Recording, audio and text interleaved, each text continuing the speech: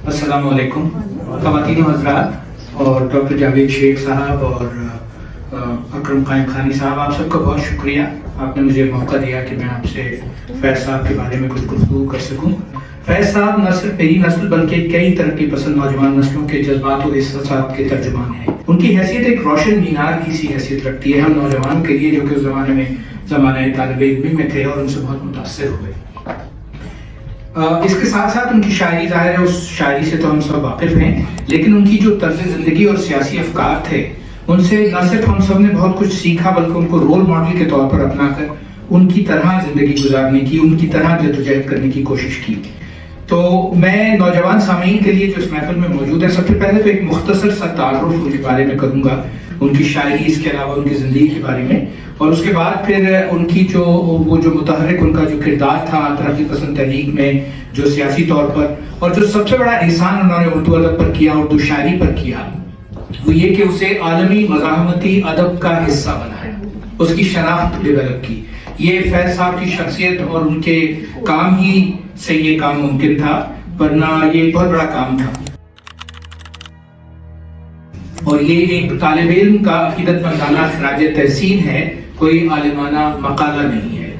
तो सबसे पहले तो ये कि फैज़ साहब 13 फरवरी 1911 को सियालकोट में पैदा हुए, इब्तदाई तालीम सियालकोट में हासिल की, फिर वो लाहौर आ गए, उन्होंने वहाँ से मास्टर्स किया, अंग्रेजी अदब में मास्टर्स किया, और इसके साथ साथ उन्होंने अरबी में भी MA किया ओरिएंटल कॉलेज से।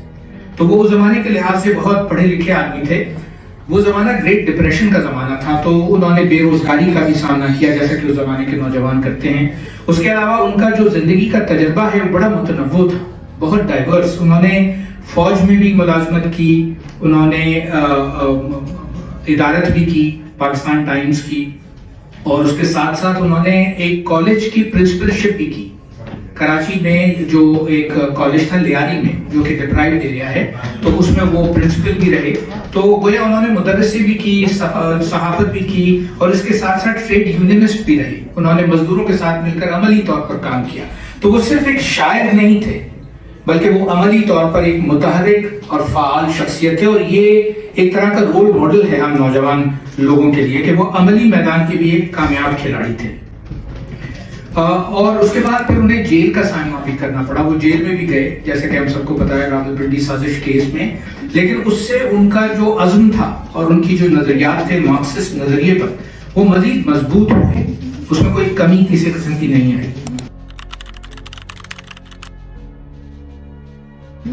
शायरी का जहाँ तक ताल्लुक है, आगाज़ तो उन्होंने रिवायती तौर पर उर्दू शायरी की जो रिवायत है, इश्क और मोहब्बत की शायरी, उसी से किया था।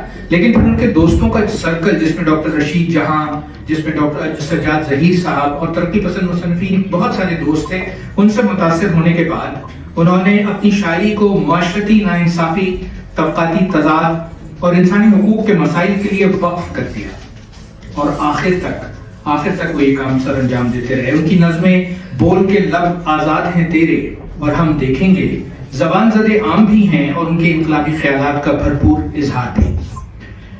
फैज़ ने दस्ते सबा और जिंदान नामा जैसे मजमूओं के जरिए उर्दू अदब को नई सिमत, नए उफ़क़ और नया रास्ता फराहम किया। ये उनका बहुत बड़ा एहसान है, क्योंकि इश्क मोहब्बत के तस्करे तो बहुत थे, लेकिन उसके साथ साथ जो समाजी मसाइल हैं उनको शायरी में लेकर के आना, ये फैज़ का बहुत बड़ा कमाल था। वो न सिर्फ उर्दू अदब में बल्कि आलमी अदबी मंजरनामे पर मुतहर्रिक थे, आलमी मज़ाहमती अदब के साथ शरीके कार थे, और मैं इसकी वजाहत करूंगा कि कैसे। 1963 में उन्हें लेनिन इनाम से भी नवाजा गया। मेरी ज़ाती शनासाई उनसे बहुत अर्ली एज में हो गई थी, और मैं 10 या 11 बरस का होऊंगा। उस ज़माने में कहानियाँ पढ़ने का मुझे बहुत शौक था। एक दोपहर गर्मियों की छुट्टियों में मैं सारी कहानियाँ पढ़ चुका था, तो मुझे अपनी फैमिली बुक शेल्फ में एक पतली सी किताब नजर आई जिसका सरीवर्क बहुत दिलकश था। उस किताब का नाम था दस्ते सबा। उस दस्ते सबा को मैंने पढ़ा, ये मेरी ज़हनी इस्तेदाद से बहुत बुलंदर थी, उसकी तफ़हीम मेरे लिए बहुत मुश्किल थी, लेकिन उस किताब में जो नज़में थी और उनमें जो नगमगी थी उसने मुझे मसूल कर लिया, और यूं फैज़ के कलाम से मेरी वाबस्तगी का आगाज होता है, और मेरे शायरी के ज़ौक़ के निखार के सफ़र का आगाज होता है। پھر کوئی میں 1-2 سال بعد کی بات ہے، میرے خیال میں 12 برس کا ہوں گا، تو میں کراچی ایئرپورٹ گیا اپنے بڑے بھائی کو رخصت کرنے کے لیے. وہ ماسکو جا رہے تھے ٹریننگ کے لیے، انجینئر تھے وہ. تو وہاں پر میں نے ایک صاحب کو دیکھا جو کہ گرے سوٹ اور ٹائی لگائے اور بہت خوش لباس، اور ان کے چہرے پر مسکراہٹ مسلسل، اور ان کے ہاتھ میں ایک سلگتا ہوا سگریٹ، اور وہ مصروف کار تھے، اپنے وقت کے دوسرے ممبران سے مل رہے تھے. تو کسی نے میرے کان میں سرگوشی کی کہ یہ فیض صاحب ہے. تو خیال کو تقسیم میسر آ گئی اور رول ماڈل بننے کا آغاز وہاں سے ہوتا ہے. اس کے بعد میری ذہنی سطح ظاہر ہے کہ بلند ہونا شروع ہوئی، لیکن ان سے اصل دوستی فیض صاحب سے ڈاؤ میڈیکل کالج کے زمانے میں ہوئی، جہاں بہت سے ایسے دوست ملے جو کہ فیض صاحب کو پڑھ چکے تھے، فیض صاحب سے واقف تھے، ان کے مداح تھے میری طرح. اور پھر ہم سب نے مل کر کے فیض صاحب کو پڑھنا، ان کو آپس میں ڈسکس کرنا شروع کیا. اور یہ فکری سطح پر ہم سب کے لیے ایک گویا انقلابی مرحلہ تھا. اور میں اس زمانے میں ان کی کئی نظمیں ازبر ان کی مجھے تھیں نظمیں، اور اس کے ساتھ ہم جب سب لوگ مل کر کے کالج کی سیڑھیوں پر آپس میں مل کر کے ایک ساتھ جب ہم گانے کی صورت میں ان کی نظمیں دہرایا کرتے تھے، جیسے میرے ہمدم میرے دوست، تو وہ نظم کا جو اثر ہے وہ ہم سب طالب علموں پر کچھ اس انداز سے ہوتا تھا کہ اس نے ہماری فکری تربیت کی، ہمیں طبقاتی کشمکش اور جو مظلوم طبقہ ہے اس سے جڑنے کی انہوں نے ہمیں، اور سیلف امپاورمنٹ کی انہوں نے ہمیں طاقت دی. گر مجھے اس کا یقین ہو میرے ہمدم میرے دوست، گر مجھے اس کا یقین ہو کہ میرے دل کی تھکن، تیری آنکھوں کی اداسی، تیرے سینے کی جلن، میری دل جوئی میرے پیار سے مٹ جائے گی، گر میرا حرف تسلی وہ دوا ہو جس سے جی اٹھے پھر تیرا اجڑا ہوا بے نور دما، تیری پیشانی سے دھل جائیں یہ تذلیل کے داغ، تیری بیمار جوانی کو شفا ہو جائے. گر مجھے اس کا یقین ہو میرے ہمدم میرے دوست، روز و شب شام و سحر میں تجھے بہلاتا رہوں، میں تجھے گیت سناتا رہوں ہلکے شیریں، آبشاروں کے بہاروں کے چمن زاروں کے گیت.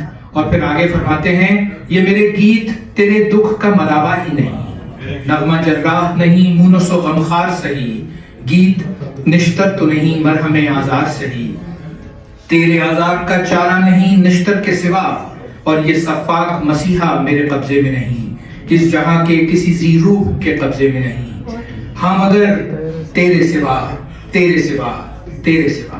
یہ جو سیلف امپاورمنٹ کا میسج تھا یہ بہت طاقتور تھا، اور یہ ہم نے ڈاؤ میڈیکل کالج میں مختلف لوگ جو ہم دوست تھے وہ آپس میں ملتے تھے اور ان کے بارے میں گفتگو کرتے تھے.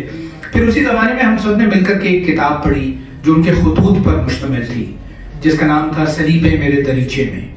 اور یہ وہ خطوط تھے جو فیض صاحب نے ایلس فیض کو جیل سے لکھے تھے جب وہ راولپنڈی سازش کیس میں محصور تھے، اور اس کا انگریزی سے اردو میں ترجمہ بھی فیض صاحب نے خود کیا تھا.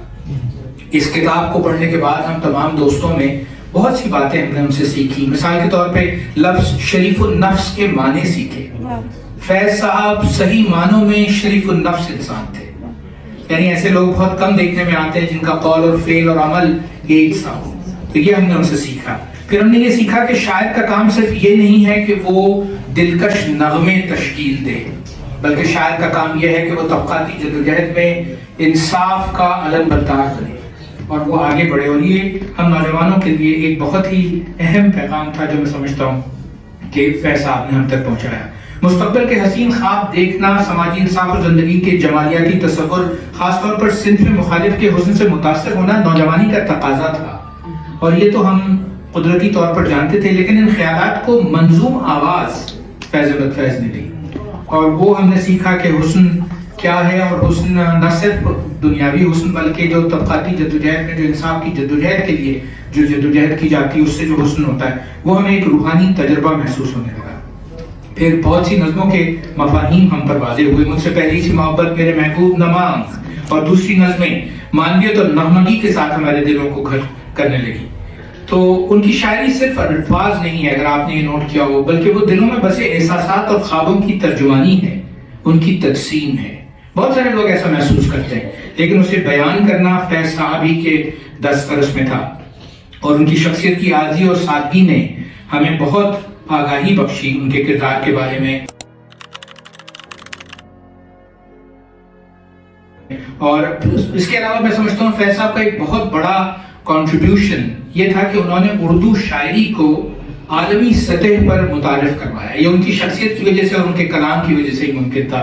बहुत सारे लोग थे जो मज़ाहमती आलमी मज़ाहमती अदब में बहुत बड़ा नाम थे, मसलन पाब्लो नेरूदा, मसलन नाजिम हिकमत, मसलन दरवेश जो महमूद दरवेश जो कि फ़लस्तीनी शायर थे। लेकिन उन सब से फैज़ साहब की ज़ाती मनासिब थे।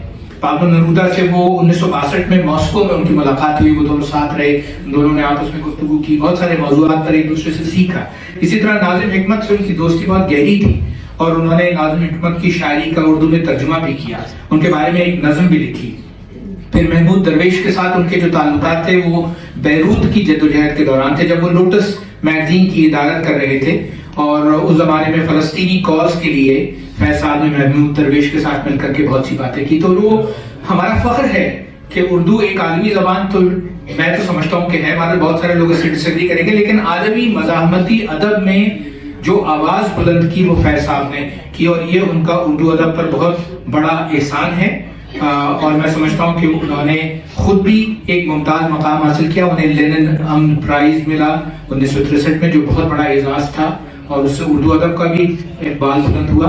लेकिन उसके साथ साथ उन्होंने हमें जोड़ दिया उस मज़ाहमती तहरीक से जो कि आलमी मज़ाहमती तहरीक थी, जो मेरे ख्याल में उनकी बहुत बड़ी। जहाँ तक शेरी महासन का ताल्लुक है, वो शायर नहीं बल्कि मकतबे फिक्र थी।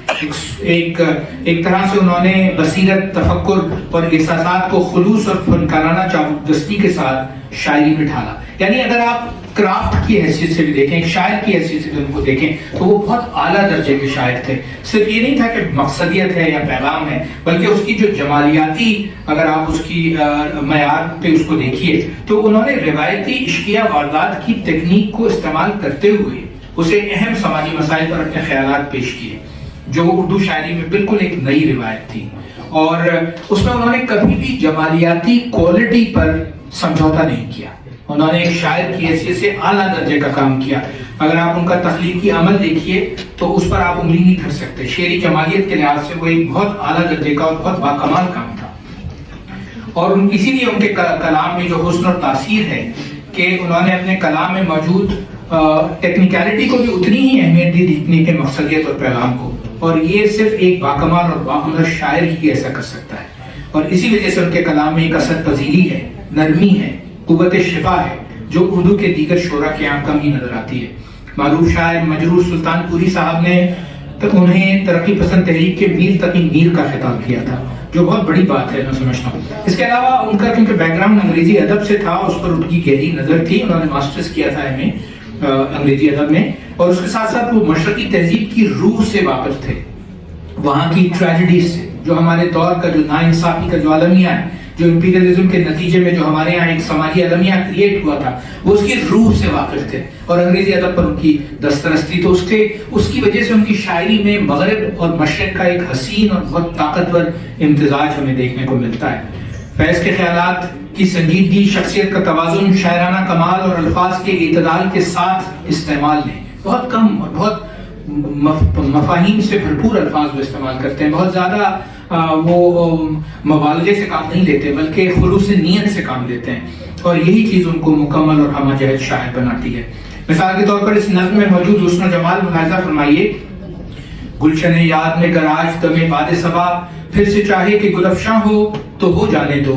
उम्र रफ्ता के किसी ताफ पे बिसरा हुआ दर्द, फिर से चाहे कि फरोजा हो तो हो जाने दो। जैसे बेगाना से अब मिलते हो वैसे ही सही, आओ दो चार घड़ी मेरे मुकाबिल बैठो। घर से मिल बैठेंगे हम तुम तो मुलाकात के बाद अपना एहसास जियां और ज्यादा होगा। हम सुखन होंगे जो हम दोनों, तो हर बात के बीच अनकही बात का महूम सपरता होगा। कोई इकरार न मैं याद दिलाऊंगा न तुम, कोई मजमून वफा का न जफा का होगा। गर्द अय्याम की तहरीर को धोने के लिए तुमसे गोया हो दमे दीद जो मेरी पलकें। तुम जो चाहो तो सुनो और जो न चाहो न सुनो, और जो हर्फ करे मुझसे गुरेज़ा आंखें। तुम जो चाहो तो कहो और जो न चाहो न कहो। ख़वातीन व हज़रात, मैंने अपनी मुख्तसर गुज़ारिशात में ये बताने की कोशिश की है कि फैज़ न सिर्फ उर्दू अदब का एक अजीम सरमाया है, बल्कि वो आलमी मज़ाहमती अदब की एक नुमाया और मुमताज़ आवाज़ भी हैं।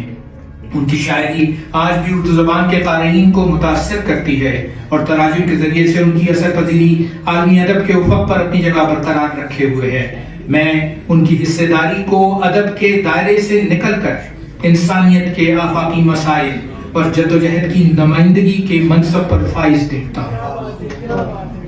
آپ سب کے ساتھ اس یادگار محفل میں شریک ہونا میرے لیے باعث مسرت و افتخار ہے۔ اس عظیم شاعر کو دل کی گہرائیوں سے خراج تحسین، جس کے کلام نے ظلم، جبر اور ناانصافی کے خلاف آواز بلند کرنے والوں کو قوت بخشی۔ آپ سب کی توجہ کا بہت شکریہ۔